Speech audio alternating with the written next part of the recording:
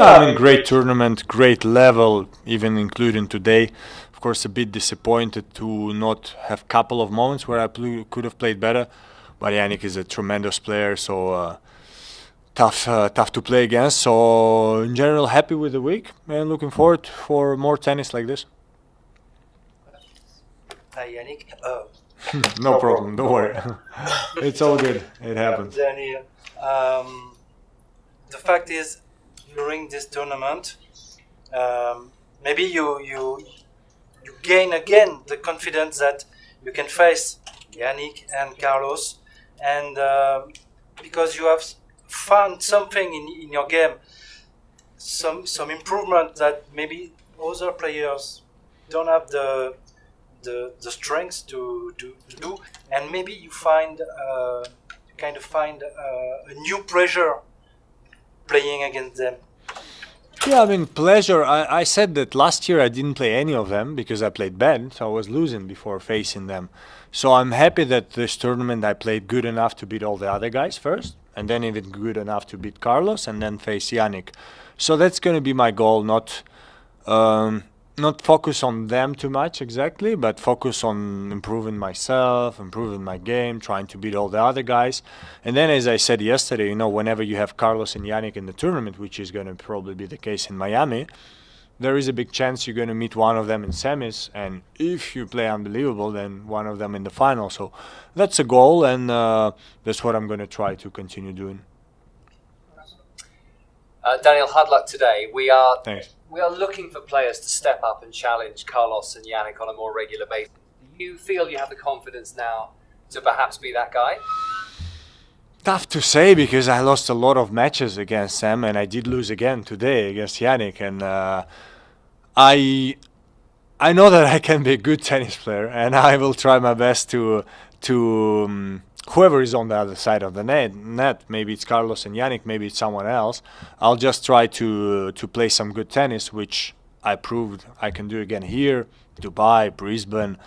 So that's my goal, because I think in general, on one match basis, anyone can challenge them. I mean, you saw Jakub beat Yannick in Doha, you saw, me beat Carlos here, stuff like this. So on one match basis, a lot of guys can challenge them. I think it's not right to say it's like only me or only Novak or only Sasha. But it's definitely very tough, and that's why when you come to the end of the season, usually they have 60 wins and, 5-6 losses, out of which 4 come from themselves as well. So it's not an easy challenge, and you just need to try your best. Hi. So you have played against Rafa and Roger, this kind of generation, and now it's Yannick and us. When you were challenging against this Roger and Rafa, and compared to now, do you have to pick up a different kind of mentality or what kind of tennis, or can you compare these two big challenges? Yeah, they're all very tough challenges. I unfortunately didn't play Roger yet when I established myself in the top 10. I was just coming up, and I do think he would be a tough opponent for me, but we can never know in a way. But the 3 matches I played, I lost. So it is. Yeah, it is what it is. But you said only Novak, or? No. I mean, everyone. Kind of They're all different. They're all different players, and Yannick is different from Carlos, and they're all different. So of course the tactic is tiny bit different. I mean, playing Yannick, it's a bit different than playing Carlos, and of course Rafa is completely different because he's a lefty and has this crazy spin. And they're all very tough to play against, and that's why they all have a lot of Grand Slams. Yannick and Carlos a bit less for the moment, but if nothing extraordinary happens, they're going to have a lot. How many we don't know. So they're a very tough challenge because they demand to bring the best out of you. And probably if we look at my career, I'm worse than them, but I try my best to challenge them when I have this opportunity, and sometimes it works, and that's what I'm going to try to continue doing. The Australian Open is the only Grand Slam or Masters 1000 that has the coaching box on the court. What's your opinion about that?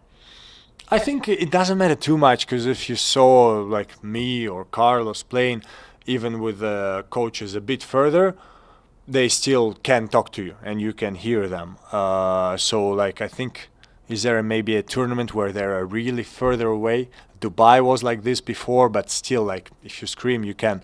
So I always said I'm not against coaching, but me personally, I don't need it. So whenever there was a rule about like that coaching is not allowed, I was okay with it. Now that it's allowed, I'm okay with it. I personally prefer when the team is a bit up. Just for me, it's like easier to see them and communicate with them. But if it's down, it's okay. It doesn't matter too much. Daniel, just a couple quick things. Just curious about your opinion on Yannick Serve. You didn't get a break point on him, and I'm just, for you, you're mentally at this point. Does a successful stretch like this sort of satisfy your appetite for more success, or does it really increase it because now you see the possibilities again?